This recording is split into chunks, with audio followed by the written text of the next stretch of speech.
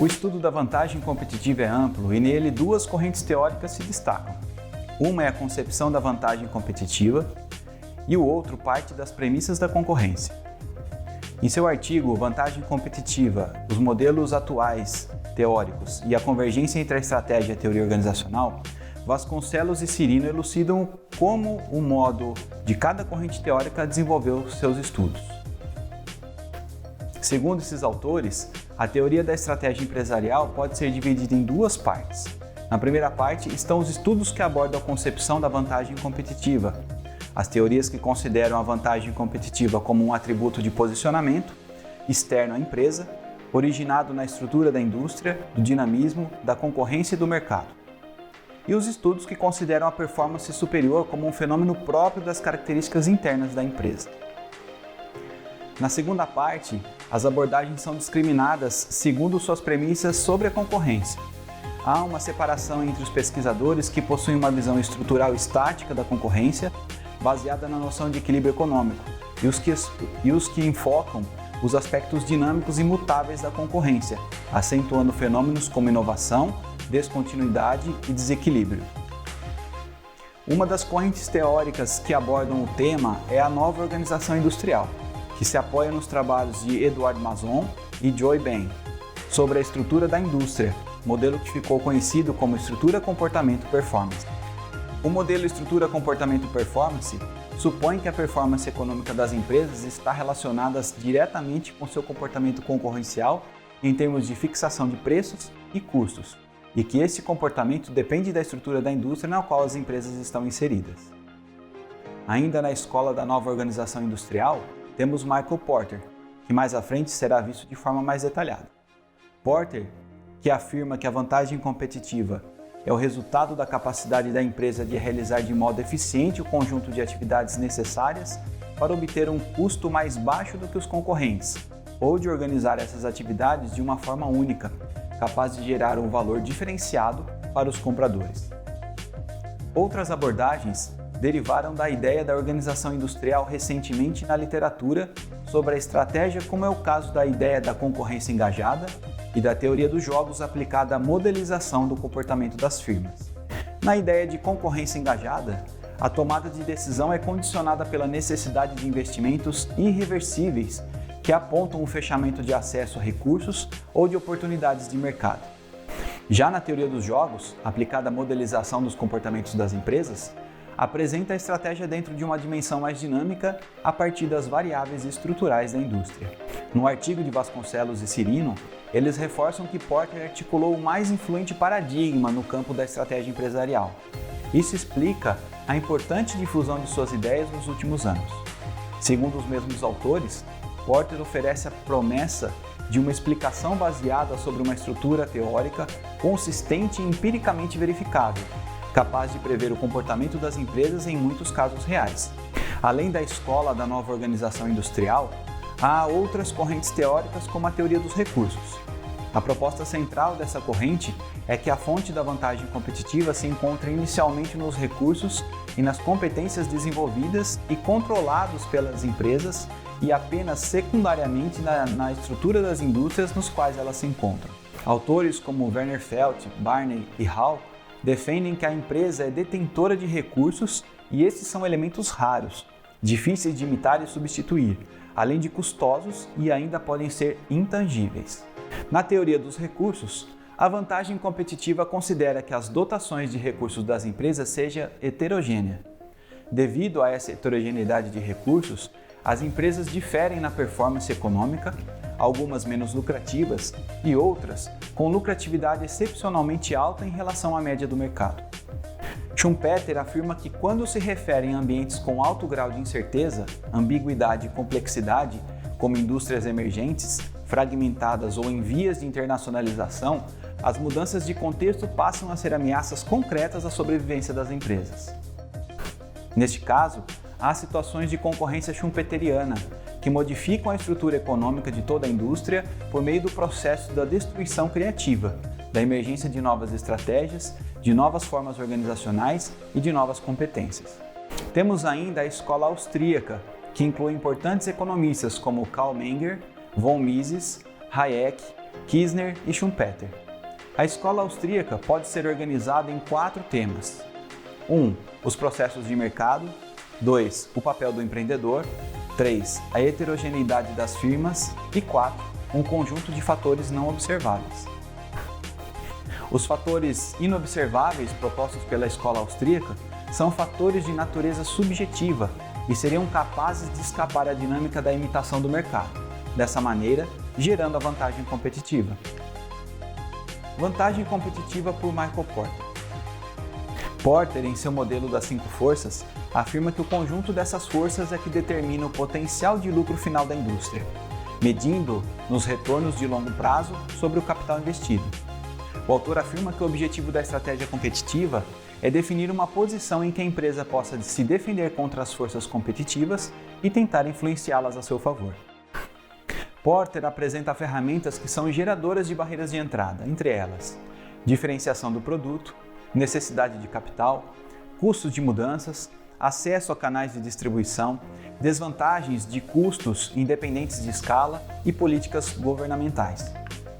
A diferenciação do produto é definida por Porter como excelente ferramenta para a criação de barreira de entrada, pois exige dos novos entrantes grandes investimentos, pois as empresas já estabelecidas têm sua marca identificada e conseguem desenvolver em seus clientes um sentimento de lealdade devido aos investimentos anteriores em publicidade, serviços prestados ao consumidor, etc. Necessidade de capital é outra ferramenta indicada. A necessidade de capital é uma barreira porque o capital necessário pode ser utilizado em atividades de risco, como publicidade inicial ou pesquisa e desenvolvimento, uma situação em que a maioria dos potenciais entrantes não consegue se manter.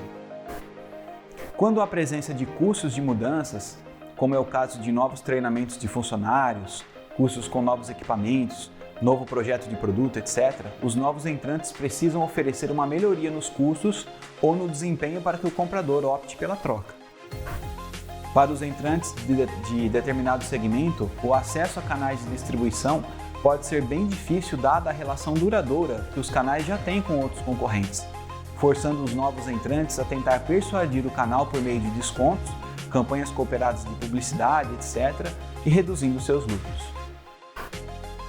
Patentes, acesso à localização de determinadas matérias-primas ou mesmo a localização estratégica da própria empresa, subsídios recebidos de governos e curva de experiência podem ser barreiras de entrada, gerando o surgimento de custos independentes de escala. Políticas governamentais que demandem licenças de funcionamento ou limitações de acesso às matérias-primas também podem ser barreiras de entrada às empresas. Segundo Porter, a diferenciação do produto cria isolamento da empresa na disputa com os concorrentes, porque os consumidores possuem preferências e sentimentos de lealdade com relação a determinadas marcas. Outra forma do modelo apresentado por Porter são os produtos substitutos. As empresas sempre competem com produtos substitutos e o impacto desses produtos pode ser resumido como sendo a elasticidade global da demanda da indústria. O autor discorre ainda sobre o poder de negociação dos compradores, que se caracteriza de diversas formas, como os compradores que compram grandes volumes, os produtos que são adquiridos e que representam uma parte significativa de seus custos, compradores que adquirem produtos padronizados ou sem diferenciação, etc. As empresas podem melhorar sua posição estratégica buscando compradores que possuem um pequeno poder de influenciá-la negativamente, ou seja, a empresa faz uma seleção de clientes. Porter reforça que o poder de barganha dos fornecedores permite elevar preços ou ainda reduzir a qualidade dos bens comercializados. O poder dos fornecedores pode ser determinado por algumas condições, como o segmento dominado por poucas empresas, fornecedores que não precisam competir com produtos substitutos, quando a indústria não é um cliente importante, quando o produto fornecido é um item essencial para o comprador, etc. Estratégias genéricas de Porter. O autor oferece 3 estratégias genéricas que podem ser utilizadas isoladamente ou em conjunto, para poder enfrentar as 5 forças incidentes na indústria. A primeira delas é a liderança no custo total. A empresa busca ser a líder no custo total, ou seja, precisa possuir instalações eficientes, perseguir de forma massiva a redução de custos, controlando-as de forma rígida, não permitindo contas marginais dos clientes e ainda reduzir ao máximo os custos de pesquisa e desenvolvimento, publicidade, etc. Dessa forma, se a empresa tem os menores custos entre os participantes do segmento, passa a ser mais rentável. Diferenciação. Nessa estratégia, a indústria busca diferenciar o produto, agregando a este algo único antes não oferecido no segmento. A diferenciação gera lealdade dos consumidores em relação à marca e diminui a sensibilidade a preço, e, quando adotada, impossibilita a empresa de conquistar alta parcela do mercado. Enfoque. A estratégia de enfoque busca atingir um público-alvo específico. Dessa forma, como ela restringe quem vai atender, poderá se especializar e atender de modo mais eficiente que os concorrentes. Riscos inerentes às estratégias genéricas. Riscos da liderança em custos, necessidade de investimentos em equipamentos modernos, inovações tecnológicas que anulam investimentos realizados, incapacidade de ver mudanças necessárias no produto ou marketing, dando foco nos custos, aprendizado de baixo custo de novos entrantes, inflação em custos que diminui a capacidade da empresa de manter o diferencial de preço. Riscos da diferenciação.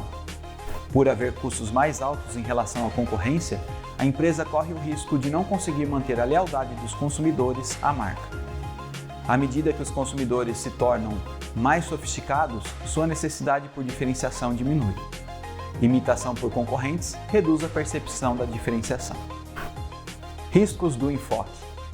As diferenças de custos entre os participantes do mercado inviabilizam atender um alvo estreito. Concorrência encontra submercados dentro do alvo estratégico. Diferenças nos produtos pretendidos entre o alvo e o mercado diminuem. Abordagem contemporânea da vantagem competitiva e a embalagem como sua ferramenta. Brito e Brito apontam o problema da falta de clareza e diferenciação entre os conceitos de vantagem competitiva e de desempenho.